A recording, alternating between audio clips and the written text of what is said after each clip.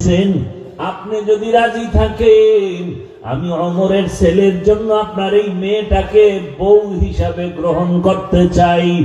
আল্লাহর বান্দি শুকর আদায় করে বলেন, খলিফাতুল মুসলিমিন, আমার কপালটা কি এতই ধন্য যে ওমরের সন্তানের জন্য আমার কন্যা হবে আমার জীবনের একটা পাওনা। আমার কন্যা হবে ওমরের ঘরের স্ত্রী, ওমরের সন্তানের বিবি। আমার জীবনের বড় একটা চাওয়া, এটা আমার জন্য বড় পাওয়া। ও খলিফাতুল মুসলিমিন, আমি কেন আবার রাজি থাকবো না? আমি আল্লাহর উপরে ভরসা করে রাজি হয়ে গেলাম। ও পর্দার আড়ালের মা বোনেরা, ও বৃদ্ধ বাবাজি, যুবক বাবারা, জীবনটা হেলায় খেলায় কত কাটাইবা?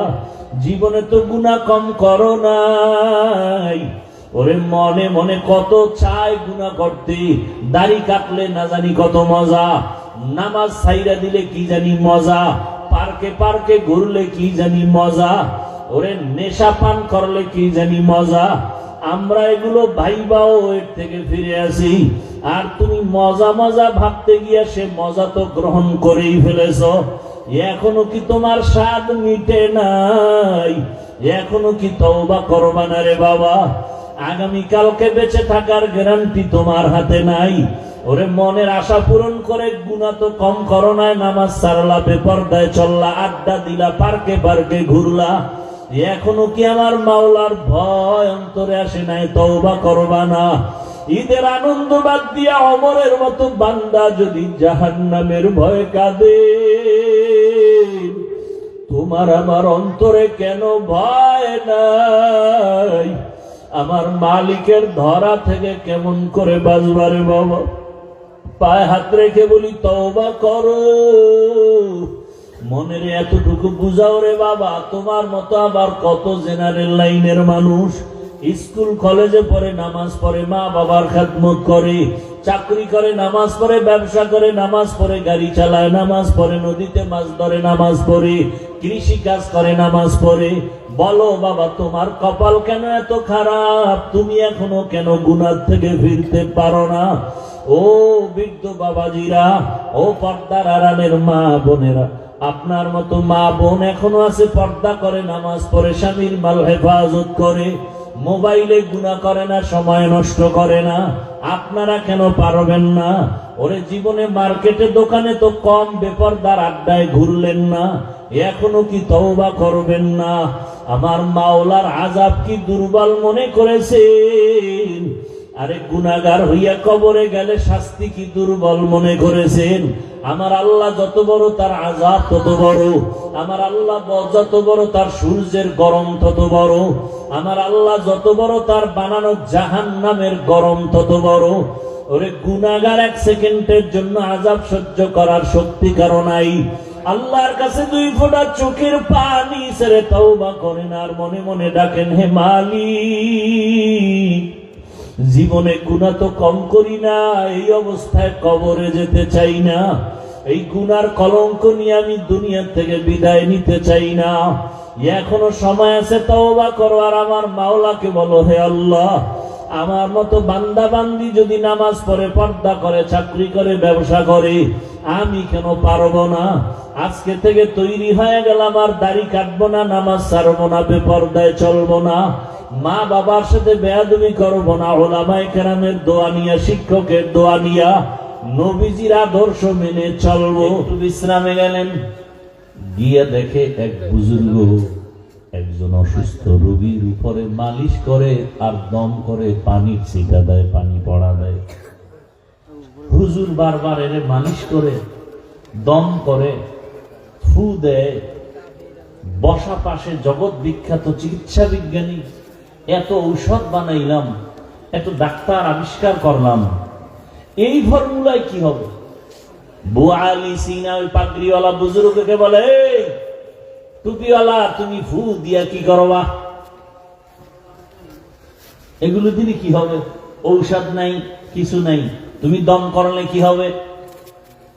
আকেলারা পেশা খামোশি বুয়াদ, পেশায়ে জাহেল ফারামোশি বুয়াদ, এলমেরা জাজু করদন বেহিসাব, তেরা দাদান জবাবে বা সওয়াব।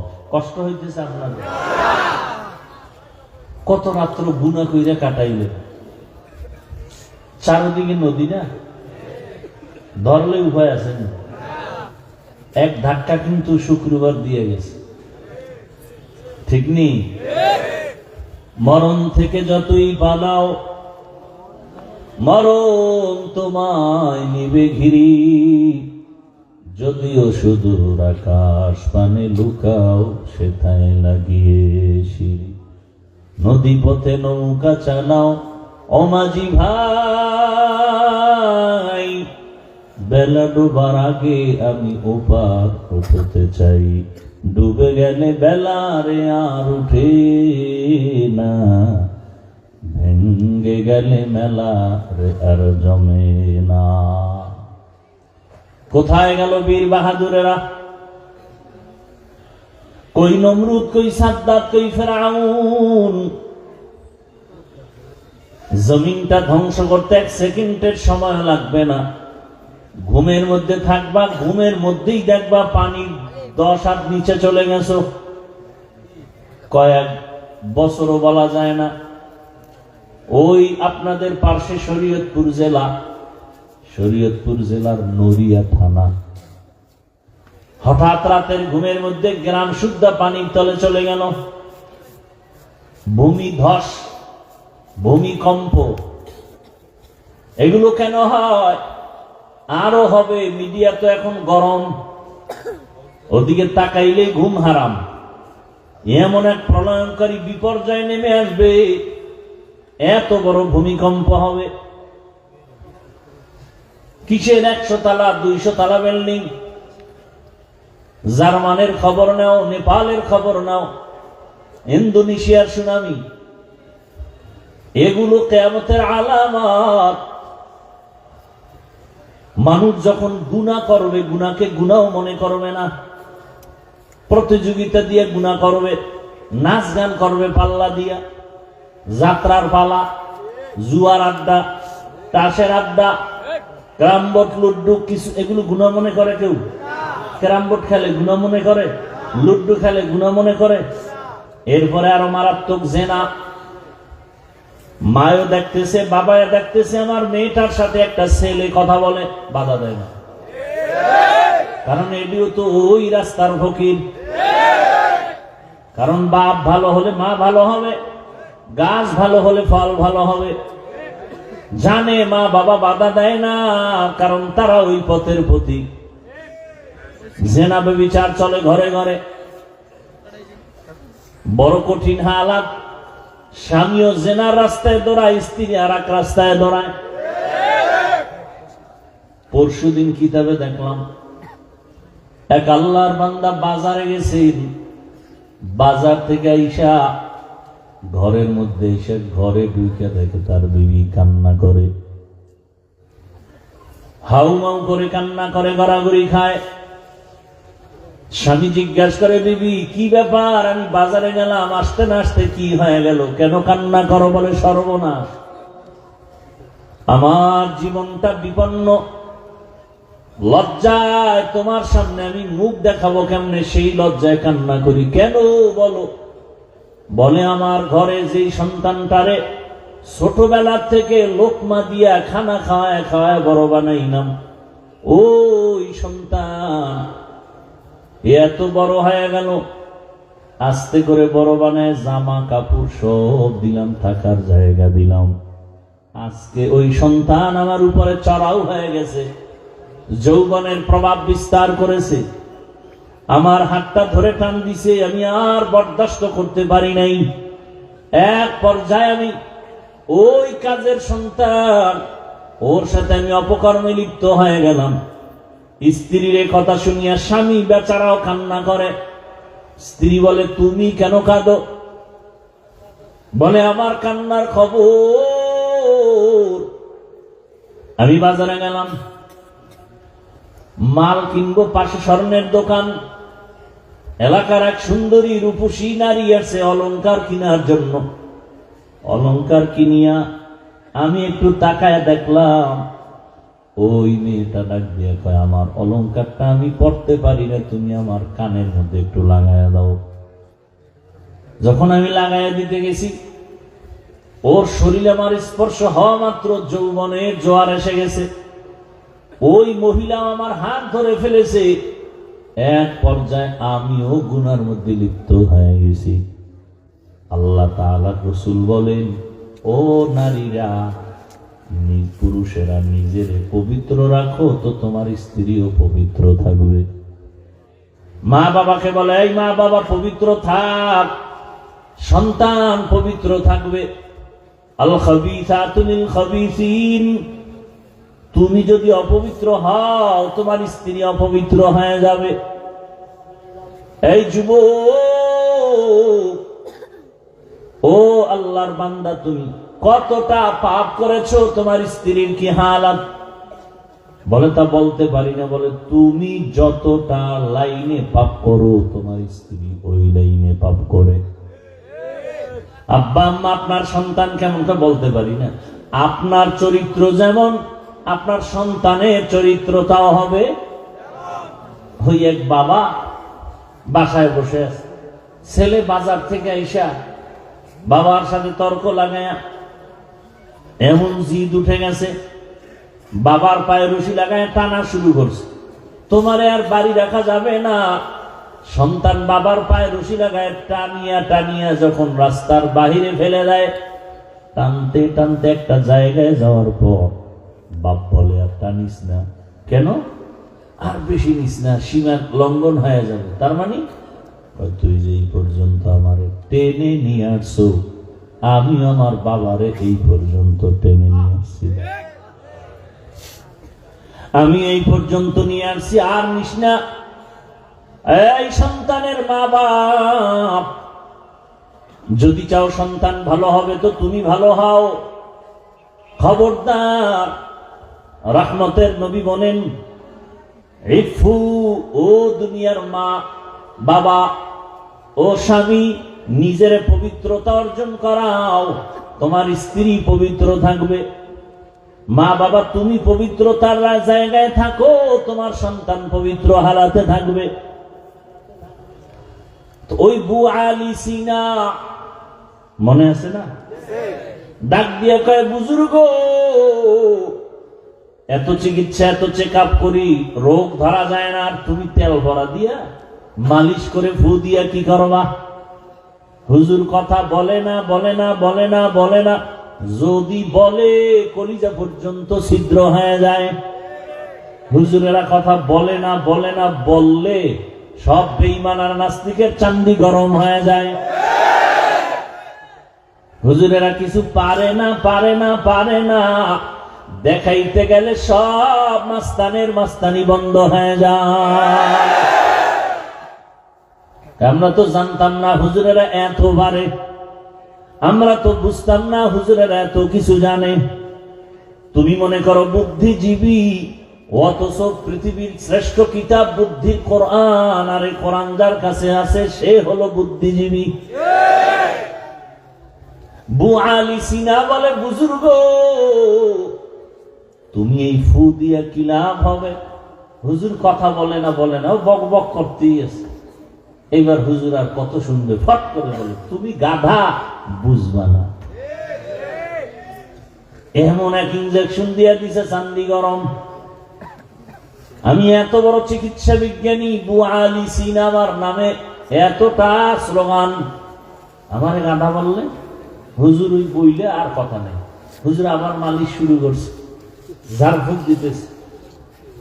বু আলী সিনা মেজাজ গরম, অকথ্য ভাষায় হুজুরের ধুইতেছে। এত বড় হুজুর, আপনি কেন এত বাজে কথা বললেন? আপনার উপরে কোনো বিশ্বাস নাই, আপনার এই কথা মানতে পারি না। হুজুরে তো খারাপ হয় কিভাবে? নিজে যে এত আকাম করে, কোনো দোষ নাই। হুজুরে ফাঁকরি বান্ধেন, এটা বড় দোষ। আল্লাহ হেদায়েত দান করুন। এইবার হুজুর আবার চেহারাটা ঘুরে, এই ভাই, আপনি এত রাগ করলেন কেন? রাগ করবো না, আপনি আমাকে কি বলছেন? আরে ভাই, আমি আপনার গায়ে টাচ করছি বলে না, ঢিল মারছি না, তো মুখ থেকে একটা কথা বলছি। তো আমার মুখ থেকে বলছি, তাতে আপনারা তো লাগলো কেন? বলে আপনি বলছেন আমার পুরা শরীরের রন্ধ্রে রন্ধ্রে বীজ ভরে গেছে। হুজুর খাই তো সুযোগ পাইছে, যেমন কুকুর হুজুর ধৈরেই খায় রে। এই আকলওয়ালা, এত বুদ্ধি বিক্রি করে খাও, এইটা বুঝো না আমার একটা জবানের শব্দ শোনার কারণে তোমার মেজাজটা যদি সীমাহীন গরম হয়, তোমার মধ্যে যদি রিয়াকশন হয়, আর ওই জবানের কোরআনের তেলাওয়াত দিয়া যদি আমি ফু দেই, এই রোগীর মধ্যে কেন অ্যাকশন হবে না? মেরা এজাজু করদন বেহিসাব, মেরা এজাজু করদন বেহিসাব, খলকেরা দাদন জবাবে বাসওয়াব, হক না দারদ দোস্তে খলকা জারেরা, নিস্তে ই খসলত একে দিনদারেরা। কথাটা বুঝছেন আপনারা? যার বুকে লাভ আছে না নাই? বু আলী সিনাকে বুঝাইলেন, আমার একটা মুখের কথায় যদি তোমার মধ্যে রিয়াকশন হয়, তাহলে আমার মুখের তেলাওয়াত দিয়ে দম দিলে অ্যাকশন হবে না? ভাইরা আমার, দুনিয়ার সব মানুষ রোগী, ঔষধ কি? কোরআন। কি রোগী? বলে ঈমান নাই। কথা ঈমান আনলাম, লা ইলাহা ইল্লাল্লাহু মুহাম্মাদুর রাসূলুল্লাহ। ঈমান আনছি, এখন কি রোগী? বলে হ্যাঁ, তুমি এখনো রোগী কেন? বলে তোমার ঈমান আছে, আমল নাই। ঈমান আছে, আমল নাই। ঈমানওয়ালারাও রোগী কেন, আমল নাই? এখানে বহু ঈমানওয়ালা আমরা হাজির, নামাজ ঠিক মতো পড়ি না, পর্দা করি না, হালাল খাই না, আছে না নাই? কিন্তু হুজুর গো ভুল ধরতে মোটেও ভুল করি না। লিখতে না জানলেও মুছবার জম, লিখতে না জানলেও মুছতে পারে। হুজুরদের ভুল ধরতে পারি। হ্যাঁ, নামাজদার নাই, নবী বলেন তার মধ্যে ঈমান নাই। মুমিন আর বেঈমানের মাঝখানে প্রাচীর হলো নামাজ। বাইনাল আবদি ওয়া বাইনাল কুফরি তারকুস সালাহ। আস-সালাতু ইমাদুদ্দিন, ফামান আকামাহা আকামাদ-দ্বীন। আউয়ালু মা ইউহাসাবু বিহিল আবদু ইয়াওমাল কিয়ামাতিস সালাহ। কিয়ামতের দিন নামাজের হিসাব হবে। মুমিন বেঈমানের মাঝখানে প্রাচীন নামাজ। বেঈমান নামাজ পড়ে না, মুমিন নামাজ ছাড়ে না। তুমি বান্দা দাঁড়াইয়া নামাজ পড়তে পারো না, বসে বসে নামাজ আদায় করো। দুর্বল, তুমি অসুস্থ, তুমি যদি বসেও না পারো, শুয়া শুয়া নামাজ আদায় করো। তুমি যদি অঙ্গ প্রত্যঙ্গ নাড়াচাড়া করতে নাও পারো, ইশারায় নামাজ আদায় করো, তারপর নামাজ ছাড়া যাবে না। মকুন সুসুতি নমাজে পাঞ্জগানা, ফাওয়াইলুল লিল মুসাল্লিনাল্লাযীনা মুমিনারা, ইনামাজ এমদাদেদা, ইস্তাইনু আয়াতে কুরআবাখা, আয়াতে কদ আফলাহারা, ইয়াদিকুন গৌর কুন্দর মানিয়াজ দিল সাদেকু। ভাইরা আমার, ঈমানওয়ালারা রোগী কেন? বলে আমল নাই। কথা আমল করলে কি? বলে তো আমল করলে তুমি সুস্থ হয়ে যাবে। বলে তো ঈমানের পরে আমল ধরে ফেললাম, নামাজ রোজা তেলাওয়াত, এখনো কি রোগী? বলে হ্যাঁ, কারণ আমি নামাজ পড়ি, রোজা রাখি, তেলাওয়াত করি, তবে এর মধ্যে রূহ নাই। আমলের রূহের নাম ইখলাস। আমলের রূহের নাম কি? ইখলাস। ওয়ামা উমিরু ইল্লা লিয়াবুদুল্লাহ ফা'বুদুল্লাহা মুখলিসীনা লাহুদ্দীন। আমল আছে কি নাই? ইখলাস নাই। এই আমল দিয়া আল্লাহর মুহাব্বতের দরজা পাওয়া যাবে না। ইখলাস ওয়ালা আমলের মধ্যে ইখলাস লাগবে। অতএব তোমার ইমান নাই রুগী, ইমান আছে আমল নাই রুগী, আমল আছে ইখলাস নাই রুগী। ইমাম গজালি বিশ্ববরেণ্য দার্শনিক ইমাম, এই কথা বলেন না কেন? বিশ্ববরেণ্য বুজুর্গ এবং দার্শনিক ইমাম গজালি, গজালি না কি ইমাম গজালি, একজনের নাম কালাম, যদি কাইলে হয়ে ডাকেন। ইমাম গজালি রাহমাতুল্লাহ আলাইহি তিনি লিখেন, ভালো করে বুঝেন, এরে নবীর আশিক।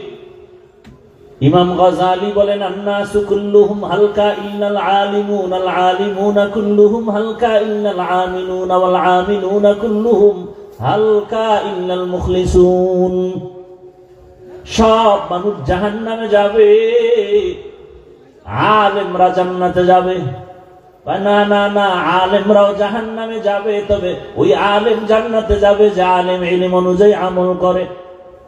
ইমাম গজালি বলেন, না, সব আমলওয়ালারাও জাহান্নামে যাবে, একমাত্র যারা ইখলাস ওয়ালা তারা জান্নাতে যাবে। ইখলাস ওয়ালা আমল বড় দামি এক সম্পদ। ইখলাসের সাথে সামান্য আমল করো, আল্লাহর দরবারে কবুল হয়ে যাবে। জমিনের মধ্যে একজন বাদশা রাষ্ট্র চালায়। কি চালায়? রাষ্ট্র চালায়। রাষ্ট্র চালানো এটা হইলো দুনিয়াওয়ালাদের কাজ, এটা ইসলামের কোনো কাজ না, তাই তো? আরে কথা বলেন, আমগো ইসলামটা কি রাষ্ট্রের ব্যাপারে দুর্বল? আমাদের কোরআনে কি রাষ্ট্রের ব্যাপারে সমাধান নাই? আরে আমার আল্লাহ কি এত দুর্বল? আমার রসুল কি এত দুর্বল? আমার ইসলামটা কি এত দুর্বল? ও ভোলার মুসলমান, আমি একটা কথা বলে যাই, ওয়াদা করবেন নি আমার সাথে? যুবকদেরকে বলছি, ওয়াদা করবানি? ভাই, বাবার কথা সব সন্তানরা ঠিক মতো মানে না, মাঝে মাঝে বাবার সাথে তর্ক হয় না? হয় না? সন্তান বাবার সাথে তর্ক, খেয়াল করিয়েন, বাবার সাথে তর্ক হয় ঠিক, তবে বাবারে কেউ গালি দিলে মেনে নিবে? বলার মানুষ পায়ে হাত রেখে বলছি, যদি কোন নিচে নাইমা ধর বলেন, আমি নিচে নাইমে আসি। ওয়াদাটা করবেন একুরেট ভাবে। সেটা হলো, আপনি নামাজ পড়তে পারেন না, এরকম আসি না আমরা? অনেকে নামাজ পড়ি আবার পড়ি না, রোজা রাখি আবার রাখি না, তেলাওয়াত করি আবার করি না। ইসলামটা মানি, তবে পরিপূর্ণ আমল করতে পারি না। তাহলে বাবার সাথে মাঝে মাঝে তর্ক হয়, কিন্তু বাবারে গালি দিলে মেনে নেই না। ঠিক ও ভোলার মুসলমান, ইসলামটা তুমি যদিও ঠিক মতো আমল করতে পারো না, নামাজ পড়তে পারো না, দাঁড়িয়ে রাখতে পারো না, কিন্তু তোমার সামনে যদি কোনো মায়ের সন্তান আমার ইসলাম নিয়ে কটূক্তি করে, আমার আল্লাহ নিয়ে, রসুল নিয়ে, কোরআন নিয়ে যদি বাজে কথা বলে, ইসলামের উপরে কোনো কলম ধরে, কলারটা ধইরা বলবি, বেঈমানের বাচ্চা সোজা হ। আমি নামাজ না পড়লেও ইসলামের বদনাম করবি, চামড়া তুলে ফেলা হবে।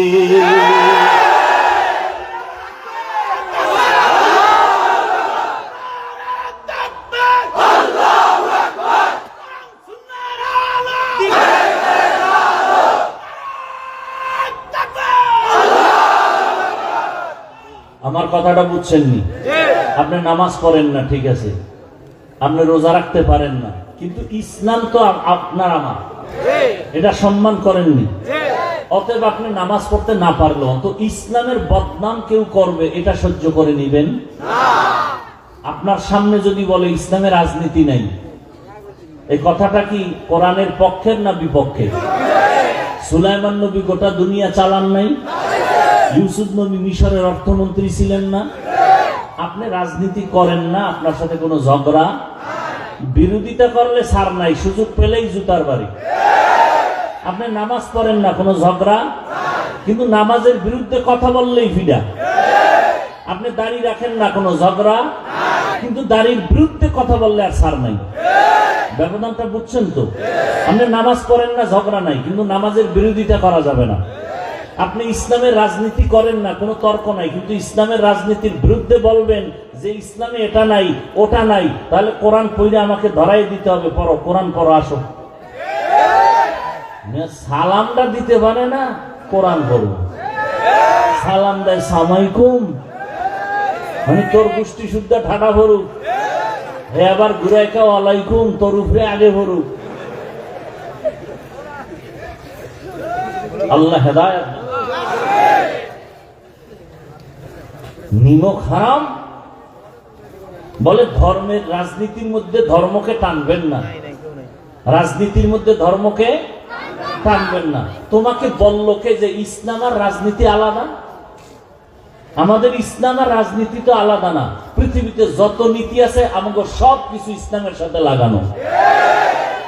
অর্থনীতি ইসলামী অর্থনীতি, পৃথিবীর শ্রেষ্ঠ অর্থনীতি ইসলামী অর্থনীতি, পৃথিবীর শ্রেষ্ঠ সমাজনীতি ইসলামী সমাজনীতি, পৃথিবীর শ্রেষ্ঠ নীতি ইসলামী রাজনীতি।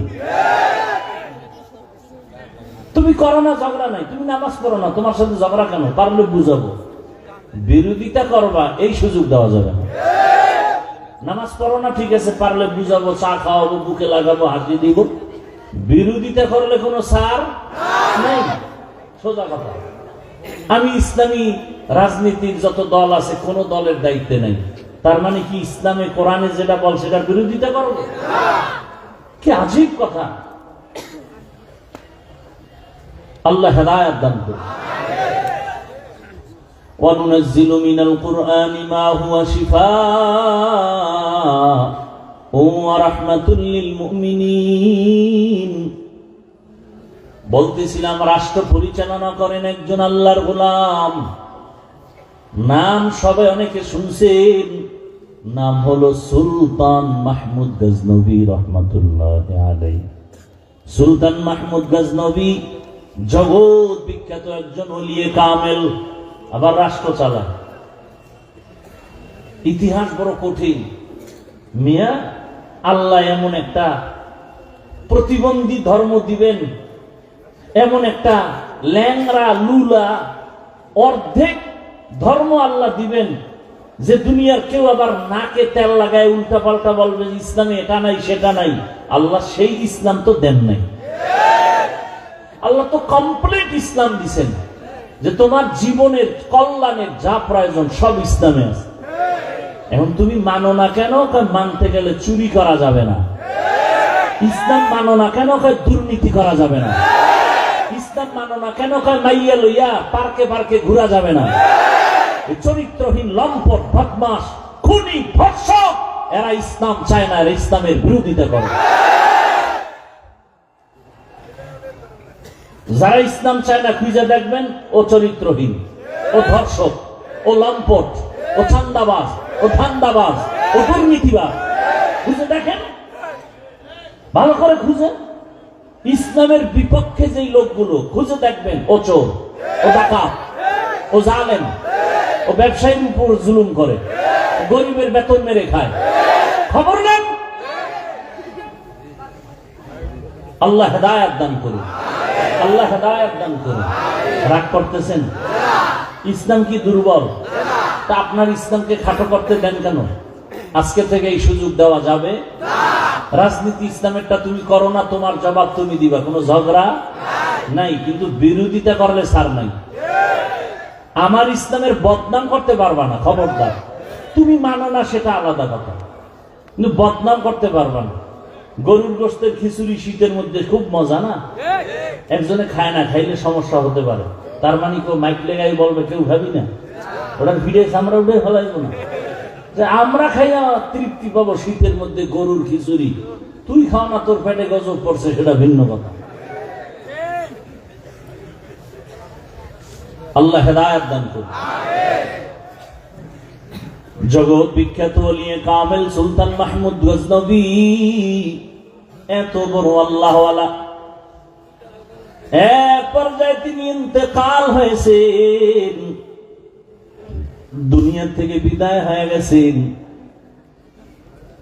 বিদায়ের পরে বহুদিন চলে গেল তার কবর জীবন।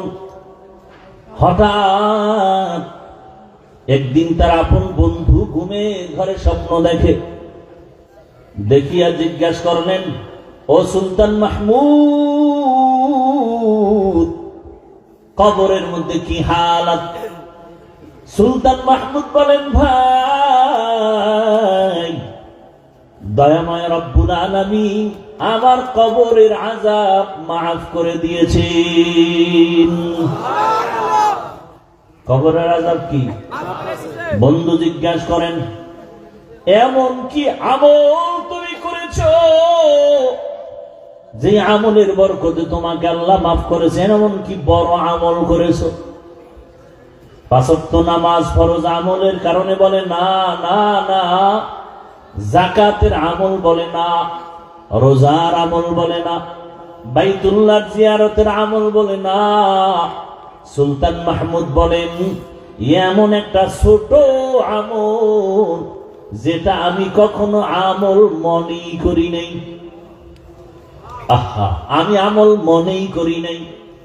ও ভোলার মুসলমান, ও যুবক, পর্দার আড়ালের মা বোনেরা, আল্লাহ কারে কোন সময় কোন কারণে মাফ করবেন জানা নাই। এজন্য হাদিসে পাকে নবী বলেন, ছোট আমলকে ছোট মনে করে ছেড়ে দিও না, কারণ এই ছোট আমলটাও নাজাতের জরিয়া হয়ে যাবে। ছোট গুনাহকে গুনাহ মনে না করে করিও না, কারণ ছোট খাটো গুনার কারণে আমার আল্লাহ যদি বেজার হয়, জীবনটা নষ্ট হয়ে যাবে। হাদিসে পাকের 2টা ঘটনা আমি সব মাহফিলেই প্রায় বলি, আজও কি বলবো? ধৈর্য হবে? কষ্ট হয় আপনার না আমার? আপনারা আরামে বয়ে বয়ে বাদাম খাইতেছেন না? আরেকটু কষ্ট সহ্য করবেন, আল্লাহ কবুল করেন। আল্লাহর এক বান্দি, জগৎ বিখ্যাত গুনাহগার, এমন কোন গুনাহ নাই করে নাই। রাস্তা দিয়ে হাঁটতেছে, হঠাৎ একদিন তাকায় দেখে রাস্তার পাশে একটা কুকুর পানির পিপাসায় ছটফট করে কান্না করে। আল্লাহর বান্দির অন্তরে মায়া, অন্তরে এমন মায়া জন্মায় গেল। আল্লাহর বান্দি গুনাহগার, জাহান্নামী, মনের মধ্যে মায়া লাগছে, কুকুরটা পানির পিপাসায় কান্না করে, দেখি একটু সহযোগিতা করা যায়নি। জাহান্নামী নারী কুকুরের পিপাসার কান্না দেখিয়া নিজের অন্তরের মধ্যে কান্নার ভাষা চলে আসছে। আল্লাহর বান্দি খুঁজতেছে কোথায় একটু পানি পাই। খুঁজতে খুঁজতে খুঁজতে খুঁজতে গিয়ে একটা পানির কূপ পেয়ে গেল। পানির কূপ পাইছে ঠিক, তবে পানি অনেক নিচে, উঠানোর পাত্র নাই, অনেক নিচে। কেমনে পানি উঠাবে? পেরেশান। আল্লাহর বান্দির অন্তরে বড় মায়া।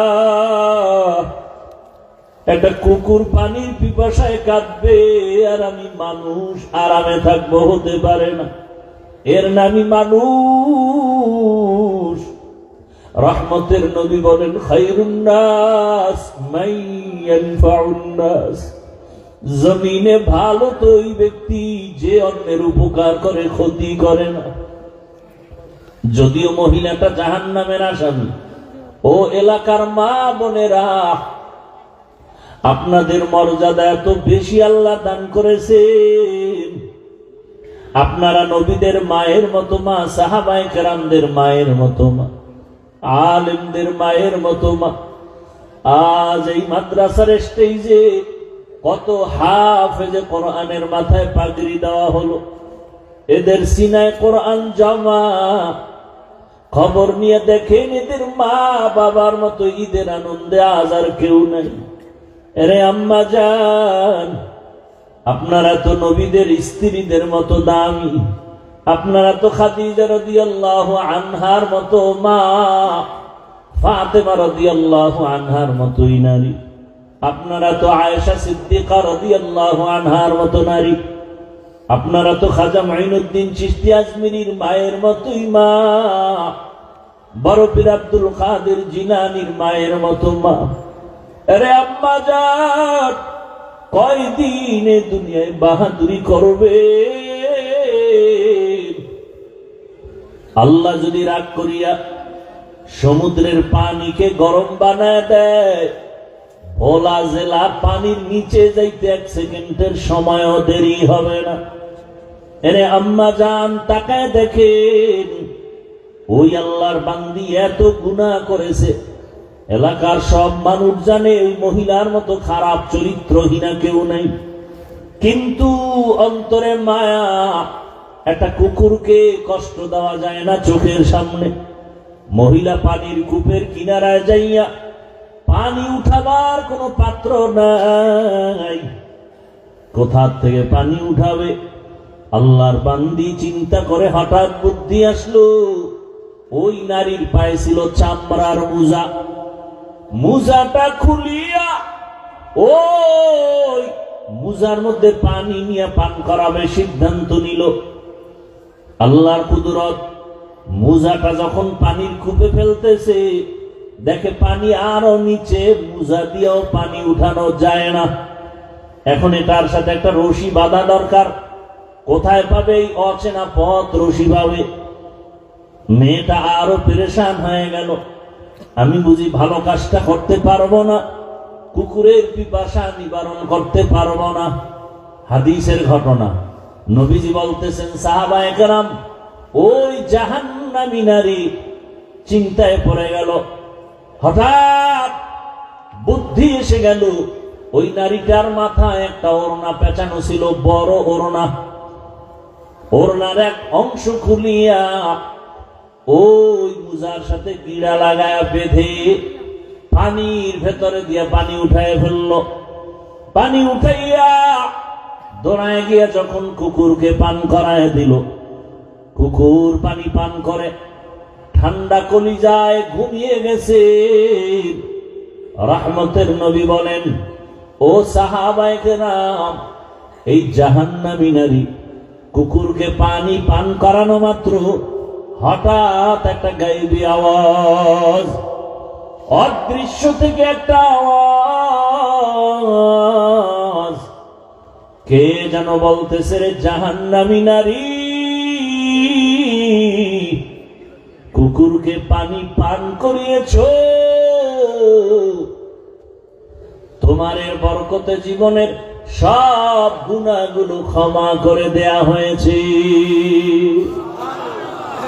একটা কুকুরকে পানি পান করানো, এটা তো ফরজ অজিব কিছুই না, বড় কোনো আমল না, কিন্তু আল্লাহর বান্দি কুকুরটাকে পানি পান করানোর কারণে হাদিসের ঘটনা, আল্লাহ তাকে মাফ করে দিলেন।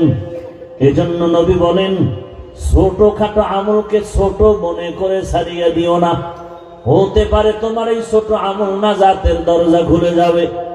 ছোট গুনাহকে গুনাহ না মনে করিও না, কারণ ছোটখাটো অন্যায়টাও আল্লাহর কাছে বড় হয়ে যাবে। নবীজি আর একটা ঘটনা বলেন, এক আল্লাহর বান্দি জীবনভর ভালো আমল করেছে। নারী ভালো আমল, ও আম্মা জানেরা, ভালো আমল কর্মেওয়ালা নারীর কি হালাত? ভালো ভালো আমল করে, বিসমিল্লাহ ছাড়া কোনো কাজ করে না, ওযুর সাথে থাকে, তেলাওয়াত করে, এত ভালো ভালো আমল করে, আজান হলে নামাজে দাঁড়ায় যায়। জীবনের শেষ মুহূর্তে হঠাৎ তার বাড়ির মধ্যে একটা বিড়াল ঢুকে পড়লো। বিড়ালটা ঘরের মধ্যে আসা মাত্র খাঁচার মধ্যে বিড়ালটারে আটকায় দিয়েছে।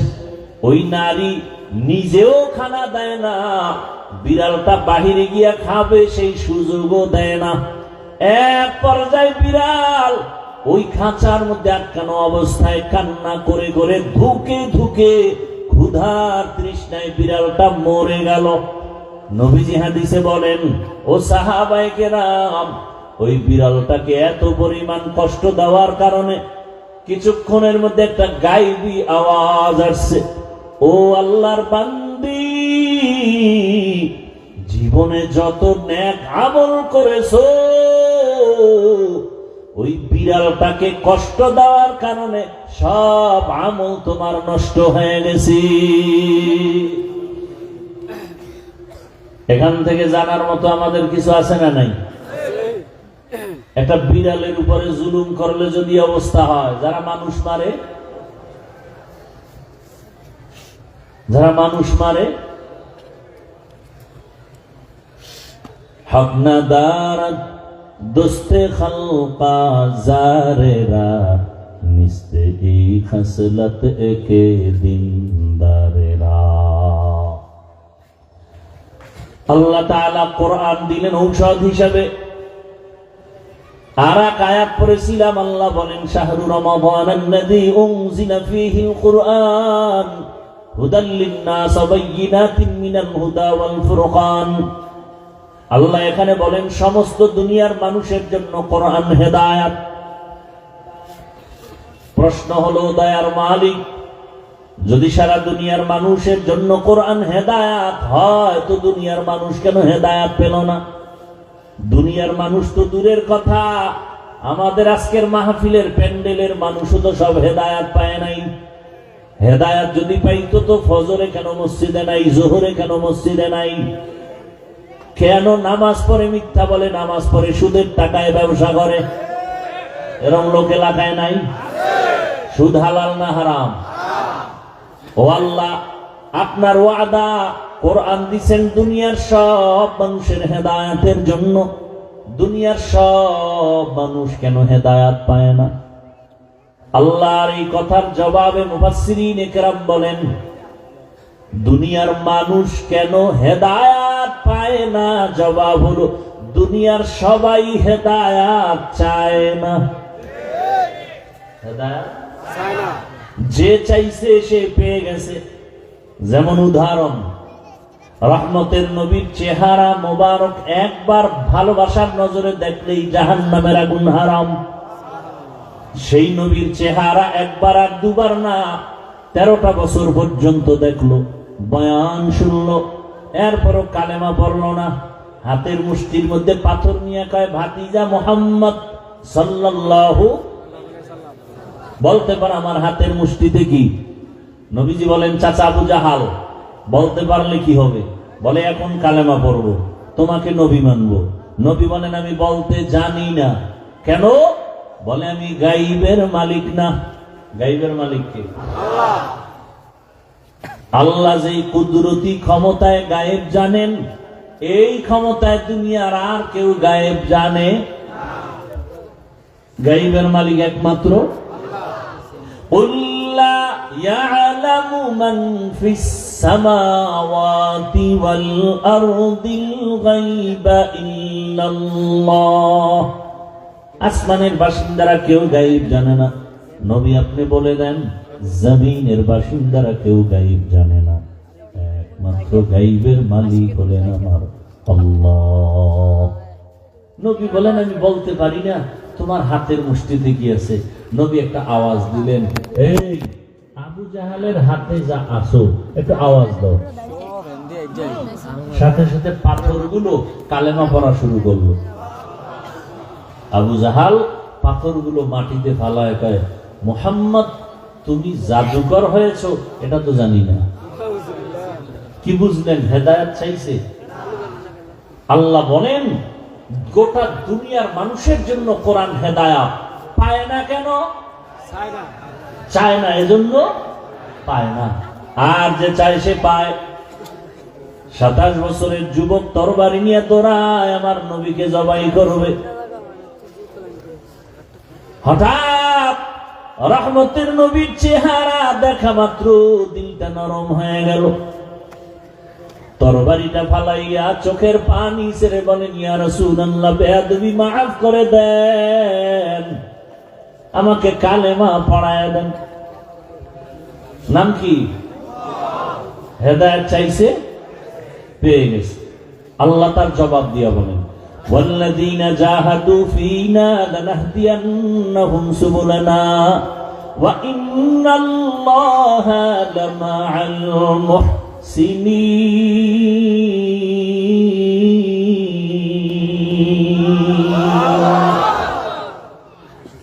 যারা চেষ্টা করবে আল্লাহকে পাওয়ার জন্য, আল্লাহ তাদেরকে রাস্তা খুলে দিবেন, যাতে করে আল্লাহকে পেয়ে যায়। বহু রাস্তা খুলবেন। ওমরে ফারুক নবীকে জবাই করতে যায়, আল্লাহ তাকে এমন ভাবে কবুল করেছেন, এই ওমরের নাম শুনলে এখনো যেন কেমন দিলের মধ্যে ভয়। ওমর যেই পথে চলে, শয়তান ওই পথে চলতে বড় ভয় পায়। আল্লাহ তাকে এমন ভাবে কবুল করেছেন, ঈদের দিন সবাই আনন্দ করে, বাড়ি বাড়ি দৌড়ায়, আর ওমরের মতো বান্দা দরজায় তালা দিয়া কান্না করে। আবু হুরায়রা রাদিয়াল্লাহু আনহু কান্না করে বলেন, খলিফাতুল মুসলিমিন, আপনি কেন ঈদের আনন্দ বাদ দিয়া কান্না করেন? ওমর কান্না করে বলে, আবু হুরায়রা, আনন্দ তো ওই ব্যক্তি করবে যার কোনো চিন্তা নাই, পেরেশানি নাই। আপনার কিসের পেরেশানি, চিন্তা? ওমর বলে, রমাজান চলে গেল, জাহান্নাম থেকে মুক্তি পেলাম কিনা চিন্তা, রোজা রাখলাম কবুল হলো কিনা চিন্তা, কোরআন তেলাওয়াত করছি কবুল হলো কিনা চিন্তা। জান্নাতের দ্বিতীয় সাহাবী ওমর এতটা পরিমাণ আল্লাহর ভয় অন্তরে নিয়ে এত ভয় করেছে,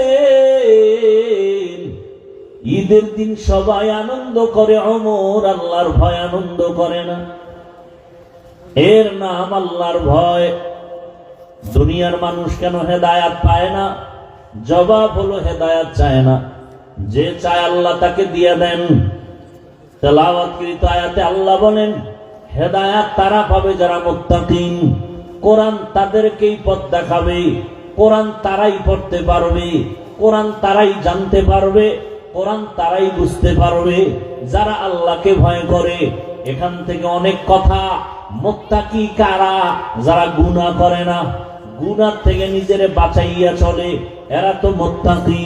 মুত্তাকিরা তো এমনিই হেদায়েতের উপরে আছে, আবার কিসের হেদায়েত করবে? কোরআন।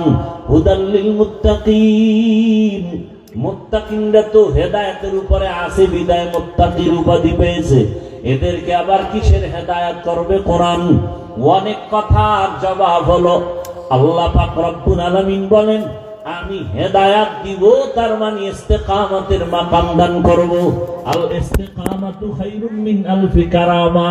ইস্তেকামতের মূল্য একজন খাঁটি আল্লাহওয়ালার 1000 কারামত থেকে বড় দামি। নামাজে যারা দাঁড়াইছি আমরা হেদায়েতের উপর আছি না নাই? বলেন না কেন? এরপর আমরা বলি না ইহদিনাস সিরাতাল, আল্লাহ হেদায়েতের পথে আমাকে চালাও। আরে আমি তো হেদায়েতের পথেই আছি, আবার কেন বলি ইহদিনাস সিরাতাল মুস্তাকিম? বারবার বলি কেন? এর মানি হলো আল্লাহ তুমি ইস্তেকামতের মাকাম দান করো। আমি এখন মাওলানা হয়েছি, ইস্তেকামতের মাকাম যদি না পাই তো আমি লাঞ্ছিত হয়ে যেতে পারি, আমি রাস্তা থেকে ছিটকে পড়তে পারি। আমি তাকওয়ার উপরে আছি ঠিক, কিন্তু আমার লাইন ছুটে যেতে পারে। ও আল্লাহ, তুমি হেদায়েতের উপরে ইস্তেকামতের মাকাম দান করো। এখান থেকে আরেকটা চিকন কথা, আল্লাহর কোরআন অনেকের ঘরে আছে, পড়তে পারে না। কারণটা কি? ফেসবুকে সারা রাত সময় দিতে পারি, 1 পৃষ্ঠা কোরআন কেন পড়তে পারি না? আলহামদু সূরাটা একবার কেন তেলাওয়াত করতে পারি না? ওরে বান্দা, হাঁটার সময় কেন একবার ইখলাস পড়তে পারি না? ইন্না আতাইনা সূরাটা কেন পড়তে পারি না? আলহামদু সূরা হলো সব রোগের ঔষধ, কেন পড়তে পারি না? ঘন্টাকে ঘন্টা ফেসবুক চালাইতে পারলা, মোবাইল চালাইতে পারলা, গল্প করতে পারলা, নদীর মধ্যে দৌড়াইতে পারলা, চায়ের দোকানে আড্ডা দিতে পারলা, টেলিভিশন দেখতে পারলা, আলহামদু সূরাটা কেন একবার পড়তে পারলা না? ইয়াকিন আর ভক্তি আর বিশ্বাস নিয়ে যদি বিসমিল্লাহ সহকারে 7 বার আলহামদু সূরা পড়িয়া এরপরে তুমি দরুদ আগে পরে দরুদ পরে পানিতে দম করে পান করো, সব রোগের ঔষধ।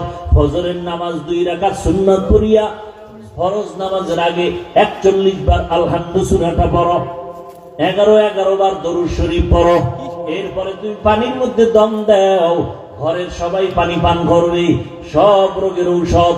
সূরাটার নামই হলো সূরাতুশ শিফা। এত সুন্দর তেলাওয়াত কেন করতে পারেন না? কোরআন বুঝেন না?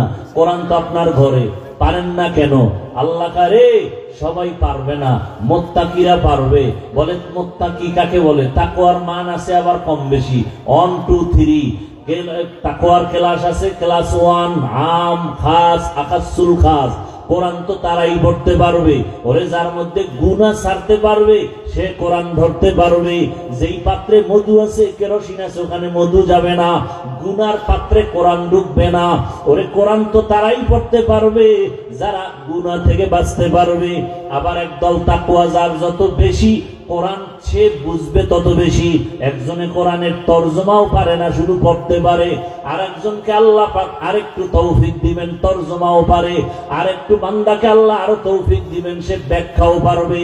ব্যাখ্যার মধ্যে আরো অনেক আল্লাহ পাক গভীরতার ইলম রাখছেন। এটা তাকওয়া যার যত বেশি, কোরআনের গভীর ইলম সে তত বেশি পাবে। তাকওয়ার মানদণ্ডে কোরআন বুঝবে। আল্লাহ তাআলার ভয়, তাকওয়ার মানে বেশি বেশি নামাজ পড়া না, বেশি বেশি তেলাওয়াত করার নাম তাকওয়া না, গুনাহ থেকে বেঁচে থাকার নাম তাকওয়া। এখন মুত্তাকি কারা? যারা তাকওয়া অর্জন করে, আল্লাহকে ভয় করে চলে। এখন সবাই তো বলবে আমরা আল্লাহরে ভয় করি। আল্লাহ কয় না, আমি কিছু নিদর্শন দিলাম, এই নিদর্শন যাদের মধ্যে দেখবা আছে প্রমাণ তারা মুত্তাকি। যাদের মধ্যে দেখবে নিদর্শন নাই, তাদের মধ্যে তাকওয়া নাই। নিদর্শন 6টা। কয়টা? يؤمنون بالغيب ويقيمون الصلاة ومما رزقناهم ينفقون والذين يؤمنون بما أنزل إليك وما أنزل من قبلك وبالآخرة هم يوقنون। এই 6টা গুণ যাদের মধ্যে থাকবে, যাদের মধ্যে 6টা নিদর্শন দেখা যাবে। 1 নাম্বার নিদর্শন, যারা মুত্তাকি তারা অন্তর থেকে বিশ্বাস করবে গায়বের মালিক আমার আল্লাহ। 2 নাম্বার গুণ, যারা 5 ওয়াক্ত নামাজ কায়েম করে, ইউকিমুনাস সালাহ, নামাজ কায়েম করবে, ওয়া মিম্মা রাযাকনাহুম ইউনফিকুন, আল্লাহর পথে দান করবে। এরে আল্লাহর বান্দা, এদের মধ্যে প্রমাণ হবে আল্লাহর ভয় আছে। আল্লাহর ভয় যাদের অন্তরে আছে, ওই বান্দা আল্লাহর পথে ব্যয় করতে চিন্তা করবে না, আল্লাহর রাস্তা বন্ধ করে রাখবে না, নামাজ বন্ধ করবে না, তেলাওয়াত বন্ধ করবে না। গুনাহের ভয় অন্তরে নিয়া আল্লাহর মোহাব্বত নিয়ে চলবে। আল্লাহ বলেন এ কোরআন তাদের জন্য হেদায়াত, যাদের মধ্যে আল্লাহর ভয়। আজ এত বয়ান, এরপরেও কেন আমাদের পরিবর্তন আসে না? একমাত্র আল্লাহর ভয় আমাদের অন্তরের মধ্যে নাই। ওই আল্লাহর বান্দা ইখলাস নিয়ে চলো, তাকওয়া নিয়ে চলো, অল্প আমল নাজাতের দরজা খুলে ফেলবে। নবীজি বলেন আখলিস দীনাকা ইয়াকফিকাল আমালুল কলিল। অল্প আমল নাজাতের জরিয়া হয়ে যাবে যদি আমলটা ইখলাস ওয়ালা হয়। ওই কথা বলতেছিলাম, জমিনের রাষ্ট্র ক্ষমতায় বসা সুলতান মাহমুদ গজনবী রহমাতুল্লাহ আলাইহি, মনে আছে না নাই? সুলতান মাহমুদ গজনবী জিজ্ঞাসা করা হলো, এমন কোন আমলে আপনাকে আল্লাহ মাফ করে দিয়েছেন? বলে এমন বড় কোন আমল না, ছোট একটা আমল করেছি, ছোট, যেটা আসলে আমি আমল মনে করি না। বলে সে আমলটা কি? বলে আমি আল্লাহর কোরআনের সম্মান করেছি। একদিন আমি সফর করতেছিলাম, পাহাড়িয়া জঙ্গল পেরিয়ে যাচ্ছি, হঠাৎ রাতের অন্ধকার হয়ে গেল। আশ্রয়ের জন্য আমার প্রজাদের একটা বাড়িতে ঢুকলাম, ভাঙা ঘর, আমাকে থাকার জন্য দিল, রাত্রি যাপনের জন্য দিল। এমন একটা ঘর, ছোট একটা ঝুপড়ি। যখন আমি ঘুমাবো, হঠাৎ করে আমি বিছানায় রাতের বেলা শুইলাম, তাকাইয়া দেখি আমার পায়ের কিনারায় উপরে একটা ছোট তাকের উপরে এক জিম কোরআন শরীফ রাখা। আমি চিন্তা করলাম, আমি এখানে ঘুমাবো আর পায়ের কাছে কোরআন শরীফ থাকবে, এটা হইল? আমি আমার আরামের ঘুমানোর জন্য আমি উঠলাম, সিদ্ধান্ত নিলাম কোরআন শরীফ অন্য জায়গায় রাইখা আমি আরামে ঘুমাই।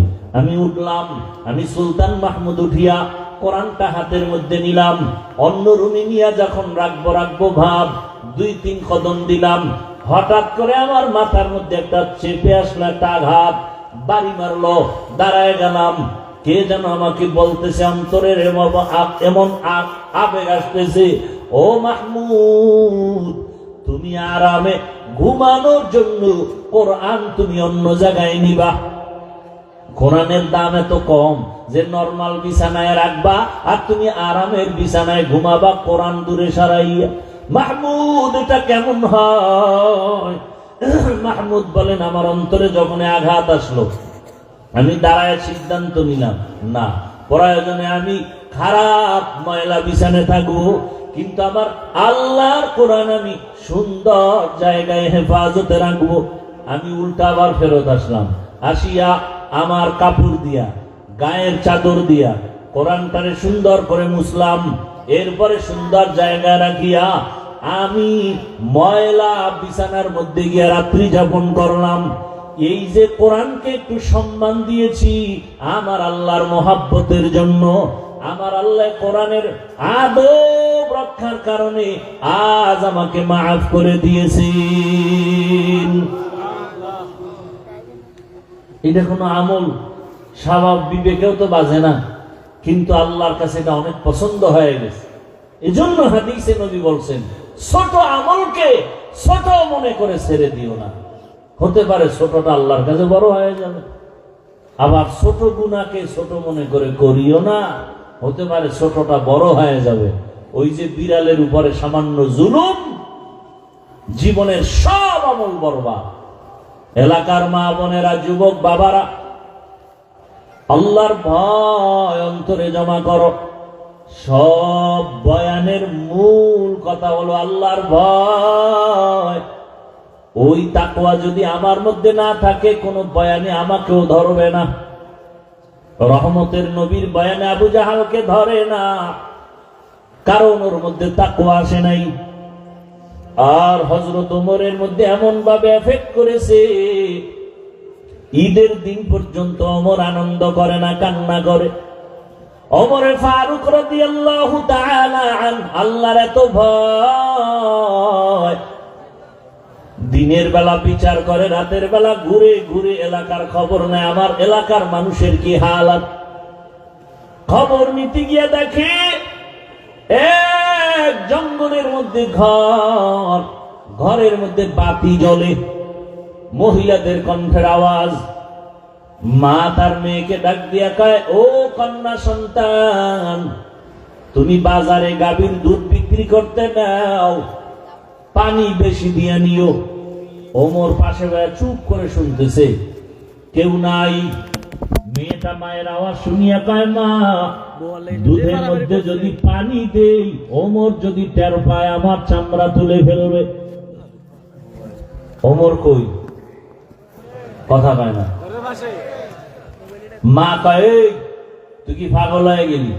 এই রাতের ভিতরে ওমর দেখবে কিভাবে? মেয়ে ডাক দিয়ে কয়, মা ওমর যদি আমাকে নাও দেখে,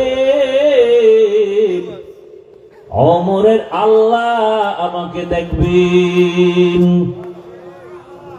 ওমর শুকর আদায় করে চুপ করে চলে গেছেন। পরের দিন আদালতে বসছেন, লোক পাঠায় বলে, যাও অমুক এলাকায় গিয়া ওই এক মহিলা বৃদ্ধা তার কন্যা সহ আমার কাছে হাজির করো। মহিলাকে যখন বলা হয়েছে, ভয় আতঙ্কিত হয়ে গেল। এতটা ভয়, মনে হয় আজ আমার ফাঁসি হয়ে যাবে, কারণ ওমরের মেজাজ গরম, কথার আগে তরবারি চলে। যখন ওমর ডাক দিছে, আর উপায় নাই, যেতেই হবে। যাইতে যাইতে যাইতে যাইতে ওমরের প্রাসাদের কিনারায় কাঁপতেছে ভয়। খলিফাতুল মুসলিমিন বলেন, আম্মা জান, আপনার কোনো ভয় নাই, আপনার কপাল ধন্য, আপনার কপাল বড় দামি এক কপাল রে মা। এই যুগের মধ্যে এমন একটা কন্যা আপনি পেয়েছেন যে আপনি রাতের বেলা কন্যাকে বলছেন দুধে পানি বেশি দিবে, কিন্তু ওমরের অজুহাত দিয়া বাঁচতে গেল, আপনি তাও প্রশ্নবিদ্ধ করলেন। শেষ পর্যন্ত যেই মেয়েটা আমার আল্লাহর ভয় অন্তরে জমা নিয়ে আপনাকে জবাব দিছে, আপনি আর কথা বলেন নাই। এরে আম্মা জান, এই যুগে এত আল্লাহ ভীত নারী পাওয়া বড় কঠিন। এরে আম্মা জান, আপনার কপাল বড় ভালো। আল্লাহর ভয় যার অন্তরে থাকবে সে কোনোদিন প্রকাশ্যেও গুনাহ করতে পারবে না, অন্ধকারেও গুনাহ করতে পারবে না। কারণ ওই বান্দা বান্দির অন্তরে ভয়। আমি অন্ধকারে দরজা জানালা বন্ধ করেছি, কিন্তু কেউ না দেখলেও আমার আল্লাহ তো দেখতেছেন। দুনিয়ার সবাইকে ফাঁকি দেওয়া সম্ভব, আমার আল্লাহকে ফাঁকি দেওয়া সম্ভব না। ওমর ডাক দিয়া কয়, মা, আপনি যদি মনে কিছু না নেন, এমন একটা ভাগ্যবতী কন্যা পেয়েছেন, আপনি যদি রাজি থাকেন, আমি ওমরের ছেলের জন্য আপনার এই মেয়েটাকে বউ হিসাবে গ্রহণ করতে চাই। আল্লাহর বান্দি শুকর আদায় করে বলেন, খলিফাতুল মুসলিমিন, আমার কপালটা কি এতই ধন্য যে ওমরের সন্তানের জন্য আমার কন্যা হবে আমার জীবনের একটা পাওনা। আমার কন্যা হবে ওমরের ঘরের স্ত্রী, ওমরের সন্তানের বিবি।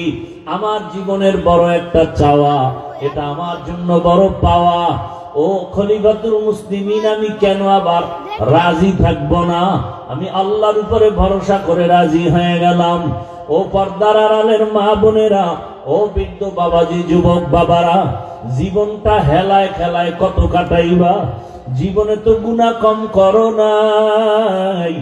ওরে মনে মনে কত চাই গুনাহ করতে, দাড়ি কাটলে না জানি কত মজা, নামাজ ছাইরা দিলে কি জানি মজা, পার্কে পার্কে ঘুরলে কি জানি মজা, ওরে নেশা পান করলে কি জানি মজা। আমরা এগুলো ভাইবাও এর থেকে ফিরে আসি, আর তুমি মজা মজা ভাবতে গিয়া সে মজা তো গ্রহণ করেই ফেলেছ। এখনো কি তোমার স্বাদ মিটে নাই? এখনো কি তওবা করবা না রে বাবা? আগামীকালকে বেঁচে থাকার গ্যারান্টি তোমার হাতে নাই। ওরে মনের আশা পূরণ করে গুনাহ তো কম করো না, নামাজ ছাড়লা, বেপরদায় চললা, আড্ডা দিলা, পার্কে পার্কে ঘুরলা, এখনো কি আমার মাওলার ভয় অন্তরে আসে নাই? তওবা করবা না? ঈদের আনন্দ বাদ দিয়া ওমরের মতো বান্দা যদি জাহান্নামের ভয় কাঁদে, তোমার আমার অন্তরে কেন ভয় নাই? আমার মালিকের ধরা থেকে কেমন করে বাঁচবারে বাবা? পায়ে হাত রেখে বলি, তওবা করো।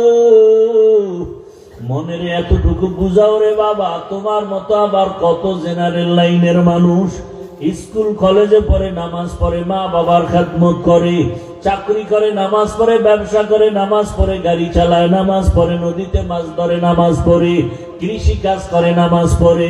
বলো বাবা, তোমার কপাল কেন এত খারাপ? তুমি এখনো কেন গুনাহ থেকে ফিরতে পারো না? ও বৃদ্ধ বাবাজিরা, ও পর্দার আড়ালের মা বোনেরা, আপনার মতো মা বোন এখনো আছে, পর্দা করে, নামাজ পড়ে, স্বামীর মাল হেফাজত করে, মোবাইলে গুনাহ করে না, সময় নষ্ট করে না। আপনারা কেন পারবেন না? ওরে জীবনে মার্কেটে দোকানে তো কম বেপরদার আড্ডায় ঘুরলেন না, এখনো কি তওবা করবেন না?